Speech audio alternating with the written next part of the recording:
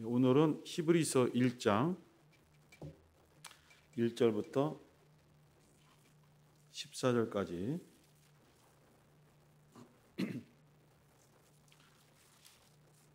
히브리서 1장 전체인데요. 천천히 합독하겠습니다.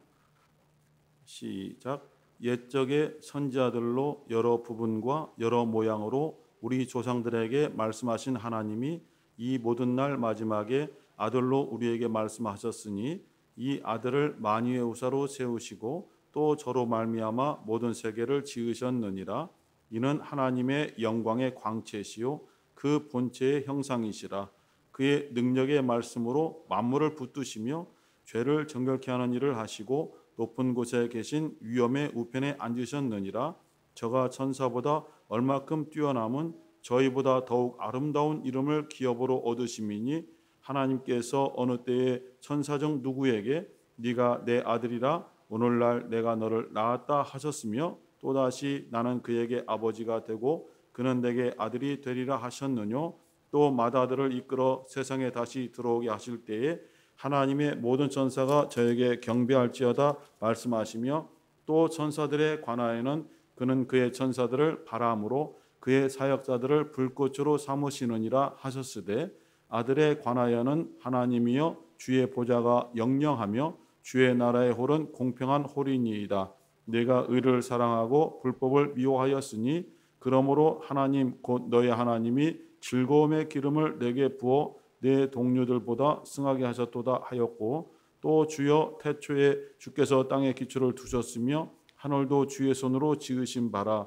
그것들은 멸망할 것이나 오직 주는 영존할 것이요 그것들은 다 옷과 같이 낡아지리니 의복처럼 갈아입을 것이요 그것들이 옷과 같이 변할 것이나 주는 여전하여 연대가 다함이 없으리라 하였으나 어느 때 천사 중 누구에게 내가 내 원수로 내 발등상 되게 하기까지 너는 내 우편에 앉았으라 하셨느뇨. 모든 천사들은 부리는 영으로서 구원 얻을 후사들을 위하여 섬기라고 보내심이 아니뇨. 아멘.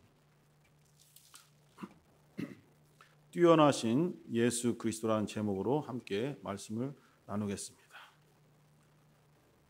이 히브리서가 쓰여질 그 시기는 예루살렘이 완전히 로마군에게 멸망당한 그 이후입니다. 예수께서 이 돌 위에 돌 하나도 남아있지 않고 다 무너질 것이다 한 예언이 그대로 이루어져서 예루살렘에 많은 또 유대인 지도자들이 죽었고 성까지도 다 무너져 버렸습니다.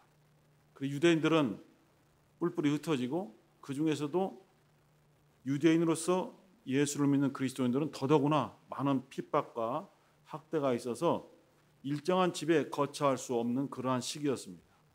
그래서 집이 아닌 마을이 아닌 외딴 곳에 나가서 동굴이 있으면 동굴에서 함께 기거하고 또는 날이 추우니까 땅을 좀 파서 땅에 움푹 파인 곳에 들어가서 기거하는 그렇게 아주 어려운 그런 시기를 지나고 있었습니다.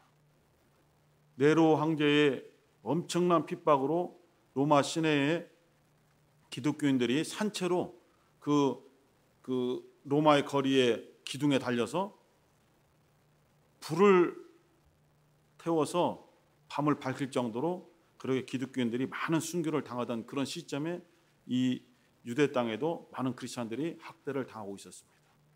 다들 힘들었어요. 그래서 결국은 너무 견디기 힘드니까 예수를 부인하는 자들이 생겨나고 기독교에서 떠나서 다른 그들이 원하는 종교로 개종하고 배교하는 일들이 많이 생겨나게 되었어요.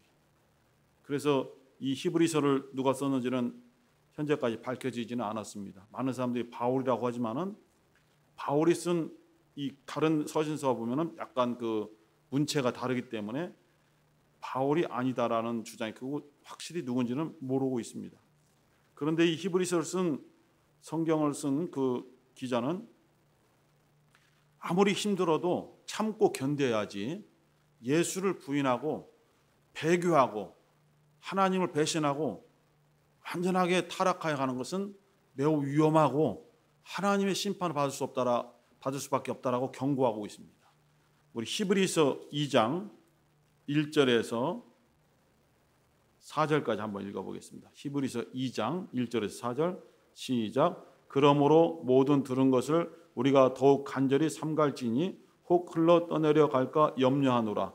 천사들로 하신 말씀이 견고하게 되어 모든 범죄함과 순종치 아니함이 공변된 보응을 받았거든 우리가 이같이 큰 구원을 등한히 여기면 어찌 피하리요. 이 구원은 처음에 주로 말씀하신 바요 들은 자들이 우리에게 확증한 바니 하나님도 표적들과 기사들과 여러 가지 능력과 및 자기 뜻을 따라 성령이 나눠주신 것으로서 저희와 함께 증거하셨느니라.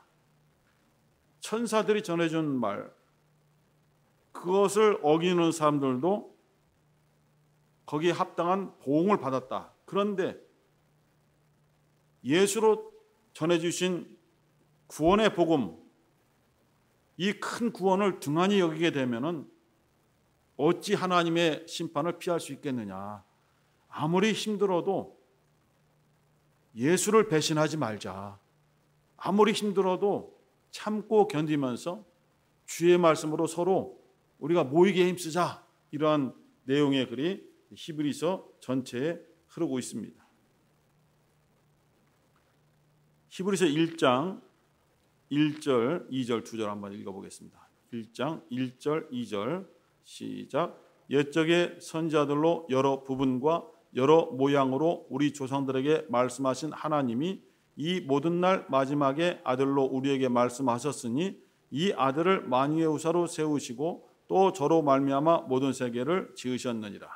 옛적에 구약 시대에는 여러 선지자들이 등장해서 하나님의 말씀을 전하는데 그들이 하나님의 어떠한 뜻의 전체를 알지 못합니다. 하나님이 보여주신 부분, 하나님이 보여주신 어떠한 조각된 모양, 그것을 전할 뿐이고 그것조차도 완전하게 깨닫지 못하고 하나님께서 이 말씀을 내가 너에게 들려주니까 이것을 백성들에게 전하라 해서 전하는 것일 뿐, 이 선지자들도 사실 하나님의 전체적인 뜻을 잘 알지 못하는 것이죠. 이것이 조각조각 모여진 것이 구약 성경이고, 그런데 이 모든 날 마지막에 하나님께서 선지자들이 아닌 아들의 공생애를 통해서 우리에게 말씀하셨다라고 선언하고 있습니다. 선지자들과 예수 그리스도 하나님의 아들은 비교할 수도 없죠. 그런 면에서 하나님의 아들은 선지자들보다 뛰어나신 분이시다, 이렇게 말할 수가 있습니다. 구약 성경의 모든 것이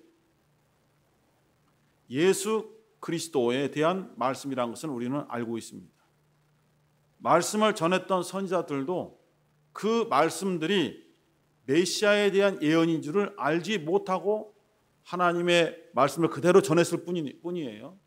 그런데 후에 성령께서 감동해 주셔서 보니까 다 이것이 예수 그리스도에 대한 것이다, 이렇게 말씀하고 있고, 예수님도 이렇게 말씀하셨어요. 요한복음 5장 39절 40절, 요한복음 5장 39절 40절 시작. 너희가 성경에서 영생을 얻는 줄 생각하고 성경을 상고하거니와 이 성경이 곧 내게 대하여 증거하는 것이로다.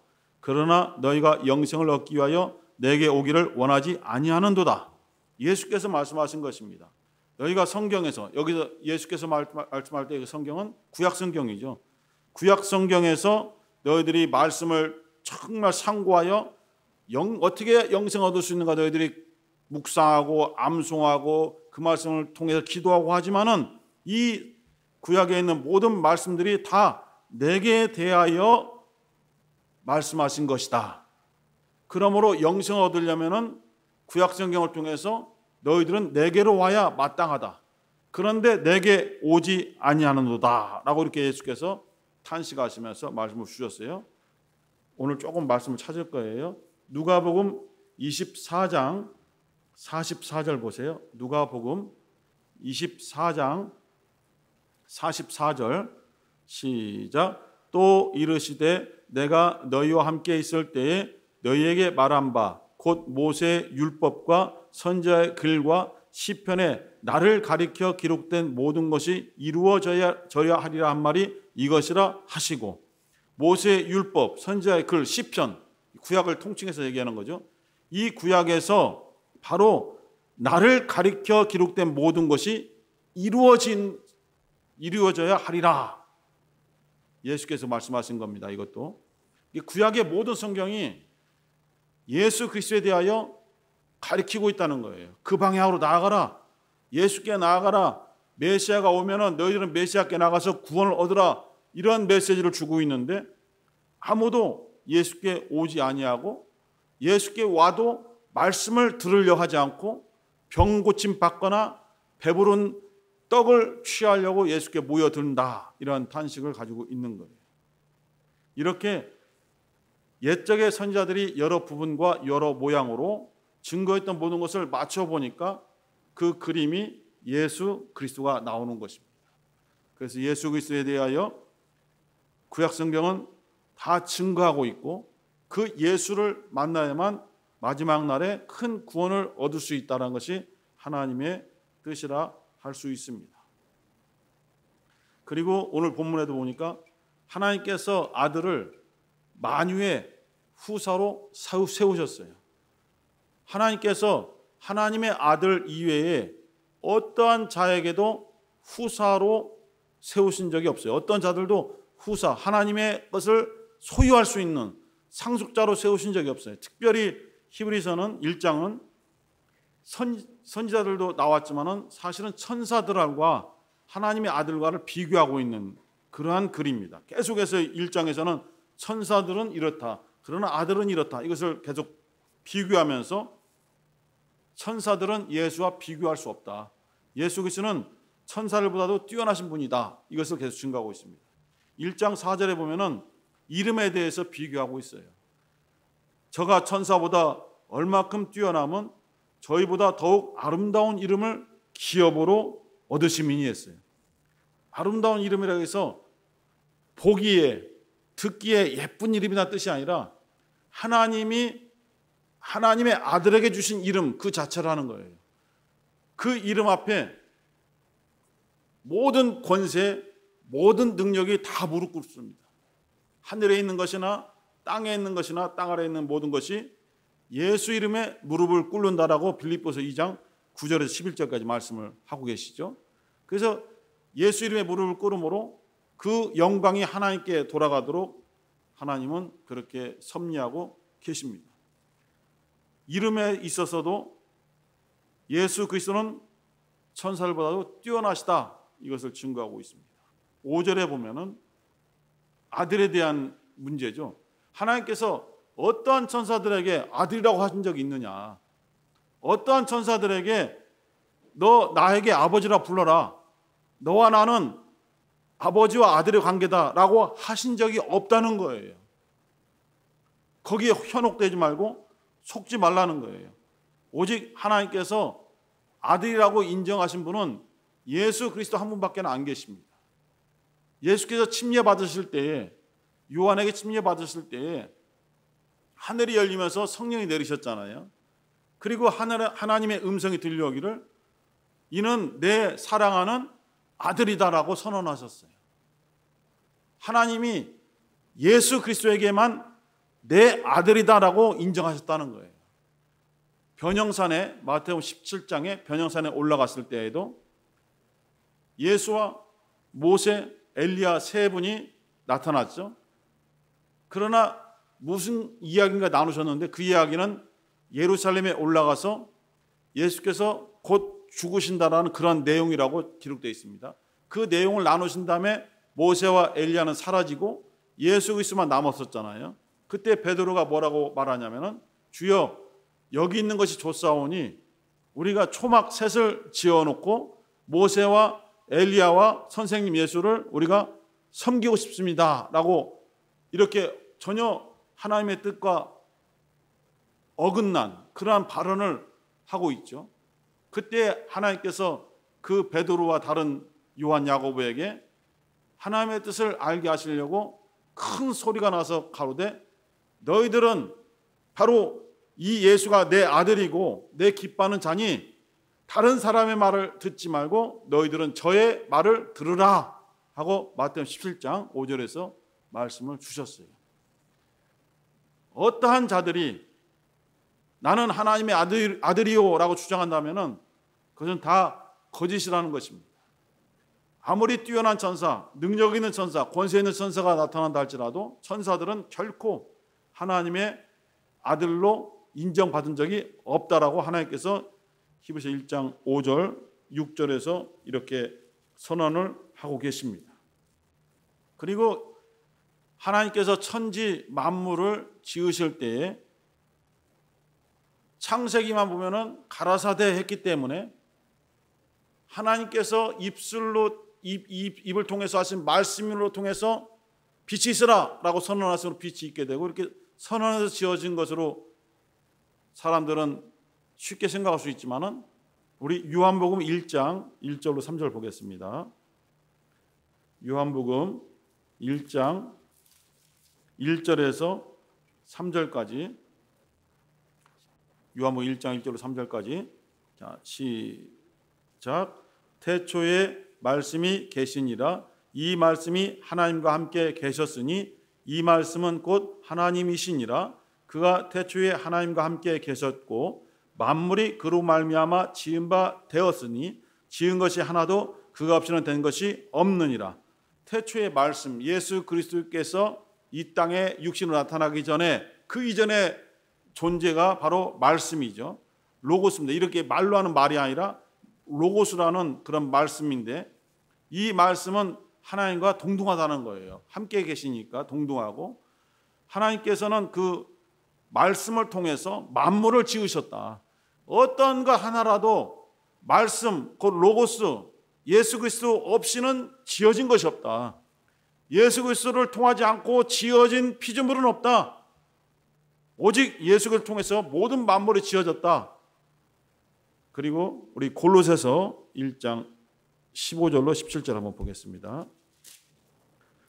골로새서 1장 15절에서 17절 시작. 그는 보이지 아니하시는 하나님의 형상이요 모든 창조물보다 먼저 나신 자니 만물이 그에게 창조되되 하늘과 땅에서 보이는 것들과 보이지 않는 것들과 혹은 보좌들이나 주관들이나 정사들이나 권세들이나 만물이 다 그로 말미암고 그를 위하여 창조되었고 또한 그가 만물보다 먼저 계시고 만물이 그 안에 함께 섰느니라.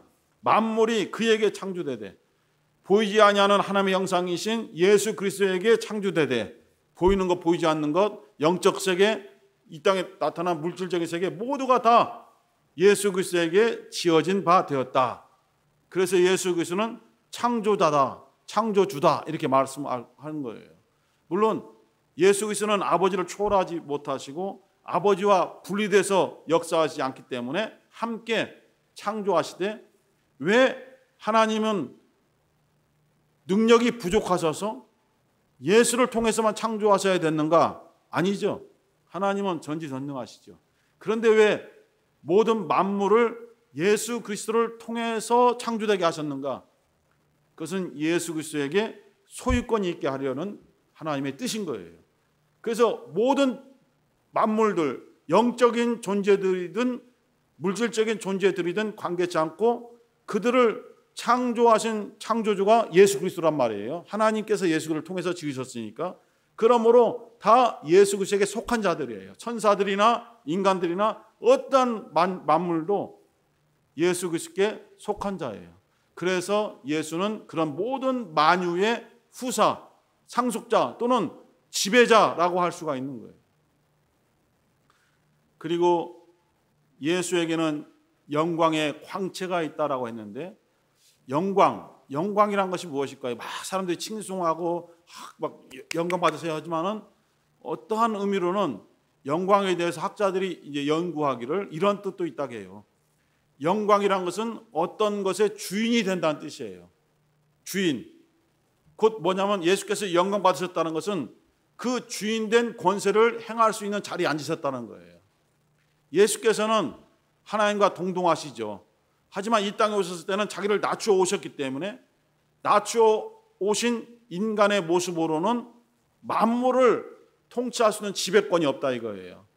그래서 예수께서는 이 연약한 낮은 육체의 생활 동안에 고난을 받으셨지만은 그가 이제 죽음과 고난을 마치고 부활하신 다음에 하늘 보좌, 하나님의 우편 보좌에 앉으셨을 때는 그에게 다시 모든 권세의 실질적인 능력이 나타나게 되는 것이죠.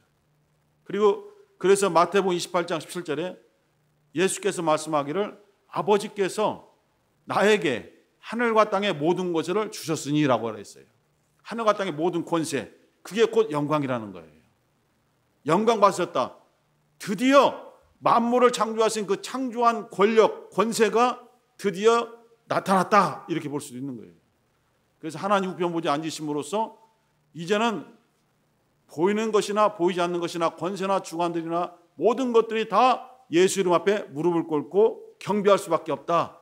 그러므로 예수는 천사들 다른 피조물과 비교할 수 없고 그는 모든 피조물 천사들보다도 더 뛰어나신 분이시다 라고 이렇게 히브리서는 증거하고 있는 것입니다.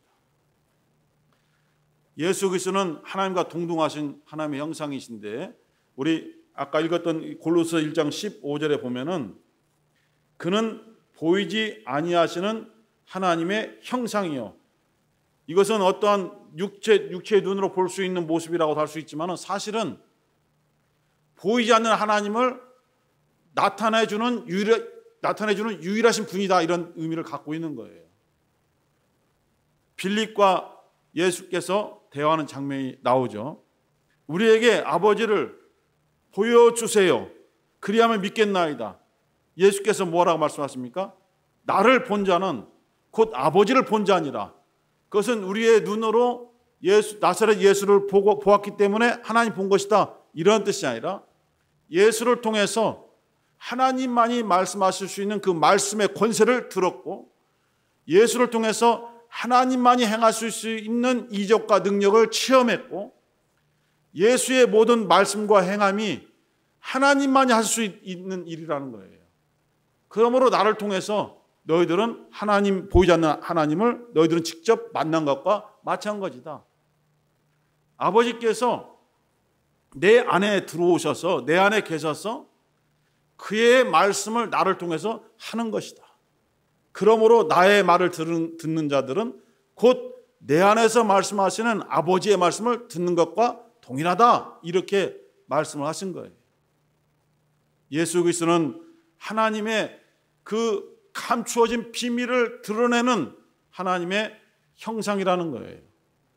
빌립보서 2장 6절에는 그는 근본 하나님의 본체이시나 하나님과 동등되시지만 동등됨을 취할 것으로 여기지 아니하시고 자기를 낮추어 종의 형체로 오셨으니 그는 십자가의 죽기까지 순종하셨다 이런 말씀하셨는데 아버지와 동등하신 하나님의 본체 형상이다. 하나님을 나타내는 본체다 이런 뜻이에요.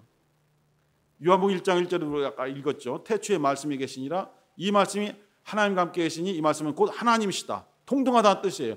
그 말씀이 그 아버지다 뜻이 아니고 어떤 사람들은 이게 약간 혼동되어서 말씀이 곧 하나님이시다 하니까 예수가 하나님이고 하나님이 예수로 나타나셨고 예수가 이제 성령으로 오셨다라고 하는데 아니죠. 한 분이 이렇게 나타나고 저렇게 나타나는 것은 그야말로 삼위일체 이단에 해당되는 것이거든요. 그러한 것이 아니라 보이지 않는 아버지를 나타내 줄 수 있는 유일하신 분은 그의 형상이신 예수 그리스도밖에 없다 이런 뜻이에요. 그리고 우리는 예수 그리스도를 나타내는 예수 그리스도의 형상이기도 하죠. 다시 한번 예수는 아버지를 나타내주는 보이지 않는 아버지의 형상이라면은 오늘날 우리는 예수께서 하신 말씀을 증거하고 예수 이름을 증거하고 예수의 사역을 증거하는 예수 그리스도의 형상이라는 거예요. 그걸 예수의 증이라고 하잖아요. 그래서 그리스도의 형상을 이루기까지 너희들은 힘을 다해라. 그를 본받으라. 이런 말씀을 바울 사도가 하잖아요. 그리스도의 형상을 이룬다는 것이 뭐예요? 온전하게 예수를 증거하고 예수를 나타날 수 있을 때까지 너희들의 믿음이 더 자라나야 된다. 이렇게 우리에게 권고하고 있는 것입니다. 그리고 예수께서는 하나님의 보좌 우편에 앉으심으로써 이제 하나님의 모든 뜻을 완성하셨어요. 하지만 그곳에서도 모든 권세를 이제 소유하시고 그것을 나타낼 수 있는 놀라운 위치에 앉았지만은 그곳에서 우리가 요한일서 2장 1절로 2절에서 보는 것처럼 지금도 우리를 위해서 대언하고 계신다. 우리를 위해서 대신 간구하고 계신다. 이렇게 아직도 사랑하는 주님께 속한 자들을 긍휼히 여기고 그들을 불쌍히 여겨서 아직도 갈팡질팡하고 있는 예수 안에 있는 사람들을 위해서 아버지께 저희들을 조금 사랑으로 보살펴 주세요. 저 예수 믿는 사람들이 마음은 하나님께 있으나 아직도 육신에 속해서 어려운 점이 많아 실수를 많이 하고 또 어긋난 일을 많이 하지만 하나님 저희들에게 심판을 내리지 마소서, 저희들을 벌하지 마소서라고 하면서 계속 하나님 아버지께 우리를 대신해서 간구하는 대제사장으로서 하나님 우편에 앉아 계신다는 거예요. 그러나 마지막 때에 정말 심판의 날에 예수께서 이 땅에 천사들과 함께 오실 때에는 절대로 궁일함이 없는 거예요. 그때는 행한 대로 다 갚아주신다고 무서운 심판의 그런 메시지를 우리에게 주신 바가 있어요. 오늘 말씀을 정리하자면 제목은 뛰어나신 예수 그리스도인데 무엇보다 뛰어나냐? 천사들보다 뛰어나고 처음에 비교했던 것처럼 구약에 아무리 능력이 선지자라 할지라도 그 선지자들보다도 뛰어나고 왜? 선지자들은 부분적으로 알지만 예수는 하나님의 뜻 전체를 알고 천사들은 하나님의 아들로 인정받은 적이 없지만은 예수는 너는 내 사랑하는 아들이다라고 인정받아서 하나님의 모든 것을 상속할 수 있는 후사로서 세워주셨다는 거예요. 우리는 바로 후사 대신 예수 그리스도로 인해서 우리 또한 그리스도와 함께 후사가 된 자라고 로마서 8장 17절에서 말씀을 주고 있습니다. 너희들은 하나님의 후사요 그리스도와 함께 된 후사니 그와 함께 영광을 얻기 위하여 그와 함께 고난도 받아야 할지니라 라고 로마서 8장 17절에서 말씀을 주고 계십니다. 예수께서는 뛰어나시지만은 그분이 바로 우리가 믿는 구세주가 되시고 우리의 모든 것이에요. 우리가 힘들고 어려울 때가 너무 많이 있어요. 하루하루가 힘들고 하는 스트레스 받아요. 이곳저곳 가정에서 스트레스 받고 직장에서 스트레스 받고 또 동역자들에게 스트레스 받고 여러 환경에서 얼마나 스트레스가 되는지 몰라요. 사람을 만나면 즐겁고 평안하고 더 성숙해질 수 있는 좋은 환경이 되어야 되는데 우리가 경험하고 있다시피 사람과 만나면 만날수록 스트레스가 그 사람 때문에 자꾸 더 쌓이는 거예요. 이 사람 만나면 이 사람 때문에, 저 사람 만나면 저 사람 때문에 스트레스가 계속 쌓여서 더 우리가 피폐해지고 더 억압다는 거예요. 그럴 때 주신 말씀이 예수 그리스도를 의지하라 이것이거든요.